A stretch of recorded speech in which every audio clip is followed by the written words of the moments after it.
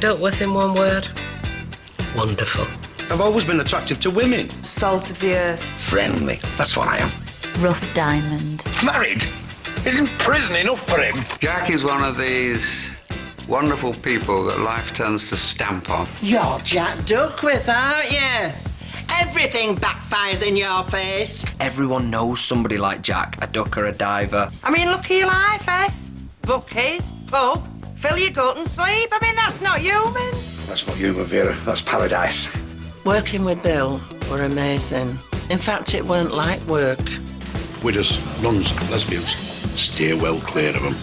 You've got an ordinary working lad playing an ordinary working lad. And you're no flipping widow either. And make the best girl win. What do they call you? Angel.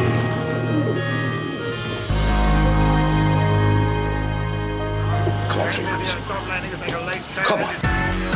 For over 3 decades, Jack Duckworth, brought to life by Bill Tarmy, has been at the very heart of Weatherfield. It's about time somebody livened it up round here, isn't it, love? Right, guys, let's concentrate and it'll be over. But now, after more than 2,000 episodes, it's time to say goodbye to one of the most famous faces in British soap. You know, I've had my heart problems and things like that. I went deaf and I didn't realise how deaf I was and all these things. And I just said, no, I'm too tired now. I don't want to stop now. Oh, my hair's falling out. My teeth are going. I'm not as randy as I was. Bill Tarmy was born William Piddington in Manchester on the 4th of April 1941.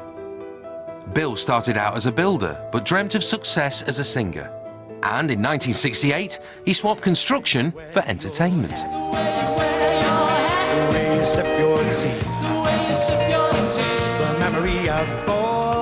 When Bill wasn't singing with the band Take 10, he was taking on work as a television extra, appearing in series like ITV's Crown Court. Do you find the accused guilty or not guilty? Not guilty. But when Coronation Street producers finally decided to cast a partner for loudmouth Vera Duckworth, Bill got a call that was to change his life. One day they rang the house and said, they're going to write this character in called Jack, who's been spoken about for around about 2 years. He's Vera's husband. Would you like to play him? I told you how Jack won't be coming. You know what it's like, kid. Can't drag him from that Conservative club on a Saturday night. We'd met Vera, and we knew she was a bit rough, and we'd heard her slagging off this husband of hers, Jack. And I said, it wouldn't spoil me extrovert, would it? Naive, would you say? 1979, Gail Potter married Brian Tilsley, and Jack Duckworth appeared in Coronation Street for the very first time. Hey, you haven't met my husband, have you, Jack? The first scene was a scene in the church, and that was where I met Liz. When I saw him, I thought, oh, he's a bit of all right. He's nice looking. Who did you say he was? Her husband.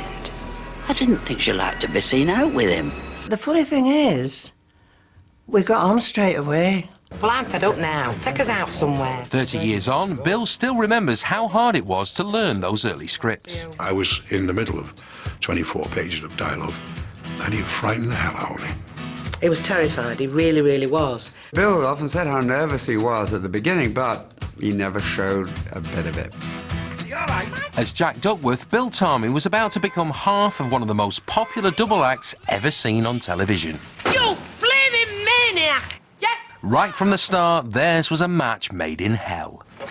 Scum, you took my money, haven't you? You scum! You've done it again, haven't you? I always remember Jack getting a clip round the ear like a naughty little schoolboy. Get your coat on.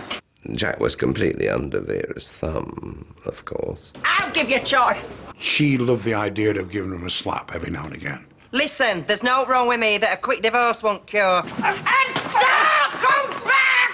Vera were violent, you know. Oh, I think you're a bit of a sadist. Go sort it out! Hey, I'm passing your fly! Hey, you're not taking our gear! We're having this big argument, and there is a tailgate to this wagon. And she said, I've got to push you. I said, that's okay. Yeah, go on, stick him on her. You shut up! And she went, shoo. You'd help me if you were a man instead of a wrapping trousers. And I hit this flat. And wow, did I hit it In the end, I pushed him that hard. His head bounced off. I mean, I was in shock. I thought I've killed him. When the violence wasn't physical, it was verbal. And Jack spent most of his days dodging Vera's sharp tongue. I've got a kind word for you and all. Skunk. The idle stoat. You lying toad. You always feel sorry for Jack. And yet, you know he's never going to give up. He doesn't feel sorry for himself. Do you know, I don't know why I married you. Well, because you said you were up the duff. No, I never really felt sorry for Jack. I thought he brought a lot of his problems on himself. Do you know, if you and Boyd George were shipwrecked on a desert island, you still won't be the best man. Despite the harsh words, life with the Duckworths was never dull. It's a lottery, is marriage. No, you got a chance on the lottery. And Vera used every opportunity to spice things up. Yeah. I've got my sexy underwear on. Though Jack was having none of it. To be honest with you, I don't think she got much. Do you know what I mean? I don't care how long a night it is. I'll be there, waiting for you. You've had a shower, haven't you? Oh, you smell lovely. Jack?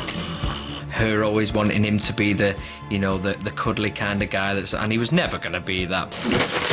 And that fresh air gives you an appetite. No. I'll go and find out where the shops are and get some provisions. Not that kind of appetite. But even though Jack did his best to avoid Vera's advances, there were plenty of other women who caught his eye. Hello, Flower. Still baffles me, you know, how a knockout-looking bird like you doesn't have the fellas knocking the door down. I think it was the luck of the draw, really, that we were put together so early on. When he wasn't playing away with Bet Lynch, Dulcie Froggatt's windows were getting an extra shine. And your mother isn't in, is she? I think she were his favourite because he used to go up the ladder and disappear. He was just a damn good-looking man, and he thought women were missing out. So I'd put me dudes on and I'll go and show them what they're missing out on. Jack had more than enough love to go round, and he reinvented himself as the ultimate dream date in a comedy classic from 1983. Hi, my name's Vincent Blair. I'm in the business, show business, that is. I sing, I tell a few gags. Well, I still know the speech. Maybe you've even heard of me. The white jacket. That's what I used to use in cabaret. I'm pretty well known in Clubland. Only a complete madman or a thicko would arrange to meet a date in his local pub. He'll not come, you know. Of course he will. And when Bet hatched a plan with Vera, Jack's dream woman turned out to be his worst nightmare. Hi, Carol. Well, hello, Vince. Terrific to meet you. He always thought he could get one over on Vera, but she knew everything we're doing. She could read him like a book. And you're no flipping with it either! No, but I will 10 minutes after I get you home. When Jack wasn't dating women, he was dressing up as one. As members of the ladies' bowling team found out in another classic storyline from 2004. I remember saying to Bill, I've got this idea about you having to go into drag as part of a bowling match. How do you feel about that? Bill gave me a look and said, I've been waiting for this because I knew you'd get me in a frock somehow.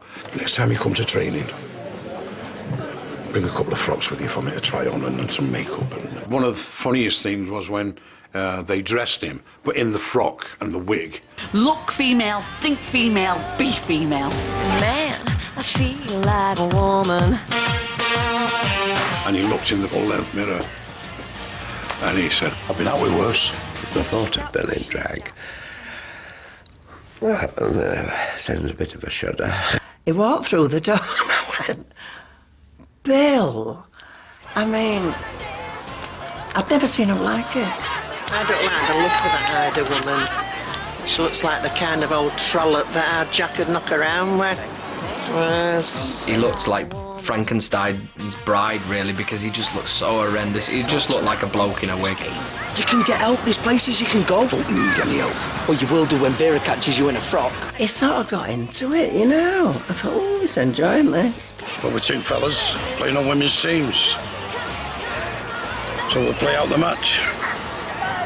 And may the best girl win. Any phone calls? You from Terry? The wig and frock didn't last long, and Jack Duckworth's life returned to normal. A quiet pint, Tea's in the oven. armchair sports, Go on, me little beauty, go on, you cracked it. And if they don't win now, and a bit of bird watching. I fancy a nice plump bird. Get off your bound pot. But pigeons were always his favourites. Now, come on, Dolly, use a little love for a dad, then, eh? Who's a little sweetheart, eh? Come on, Dulcie, love. Come on, yes. He loved pigeons more than anybody. And it used to irritate Vera. Oh, you can get rid of this lot and all like that's it. Jack had always wanted some pigeons because that was a bit of a little cross there. I'm a pigeon fancier, you know. Pigeons? Bill only's got out on you, has he? Eh? It was crazy, the pigeon loving, wasn't it? A village idiot, just because I love me pigeons. This is where all men love Jack. I mean, most men at some point, however much they love their wives, like to escape. I've got a sick pigeon to worry about. Look, it's me you've got to worry about, love. I'm like them pigeons, you know. I've got feelings. I think she threatened him with the pigeons. And he were always wary that one day she might open the cage door. But by 1998, Vera was sick of playing second fiddle to Jack's feathered friends. And revenge is a dish best served cold. Or in this case, piping hot. Enjoying your pie, are you? Hi. What is it? Well, it's an ancient recipe. Something I thought you'd be partial to. Rabbit. Pheasant. Pigeon. Hi, babe. Still to come, Jack gives us a lesson in the language of love. What do they call you? Angel? But it's not all happy families. It's not about money! Who do you think you're talking to? Do you know, I have told you things I wouldn't tell my best mate. Over the years, Jack Duckworth was always pleased when his pigeons came home to roost. But the same couldn't be said for his only son. Terry was trouble from the word go. When he wasn't breaking hearts, he was breaking and entering. And Jack's jailbird son left him tearing out his hair. One last time, listen, get out! Tell me about last time! I thought, I'm going to have fun with this character, and he's gonna, you know, get into a lot of trouble with them, and he's not going to take anything lying down from them and stuff like that. You shut your mouth and keep it shut, and me and you are going to fall out! Hey, are you so flaming rowing? Jack always had one toe in the criminal world, sort of petty crime, and Terry just put a whole leg into it. Jack, please, will you help him? Vera, you're as daft as he is. If you upset him, I'll put my foot in your face. I could have told you a bit trouble. One day you're going to put the blame where it fits, on your own flaming son! Vera loved Terry. You know, he could never do out wrong in her eyes. Look, why do you always think the worst of him, eh? Because that is all there is! Why can't you accept he's turned over a new leaf? He conned them again and again and again, but still they wanted him back, Terry. You were a lovely kid, Terry, wasn't you? No, you were a week old. In 1992, after 3 years away from Weatherfield, Terry Duckworth returned to the street. Yes, Terry Duckworth. Pleased to meet you. Terry was released from prison to tie the knot with Lisa, and it wasn't long before baby Tommy arrived at number 9. He's a little belter. True to form, Terry got locked up for a punch-up. Flame it, Nora! And scarpered, leaving Jack and Vera holding the baby. Well, you're just going to have to make sacrifices. Tighten your belt. Vera, if I tighten my belt anymore, I'm going to cut the blood supply out of my legs. But the Duckworths weren't proud grandparents for long. What do you want? We've got some unfinished business, haven't we? Little matter of our Tom. You can't get much lower than selling your own son, can you? The in-laws took baby Tommy to Blackpool, leaving Vera heartbroken. Vera! And Jack furious. How much money is this joker giving you for all this? It's not about money! Who do you think you're talking to? Nigel and I go in hammer and tongs, and then give him up. Oh, Jack! And I think Jack had been waiting to do that for years. Terry needed sorting, and he sorted him. I think the nation was cheering at that point. You only do that in one stat. I don't want you calling me that no more, you. We had some good fun, Nigel and I. I just wanted to do a good job. And the more people hated me, the more I realised I'd done a good job. But in the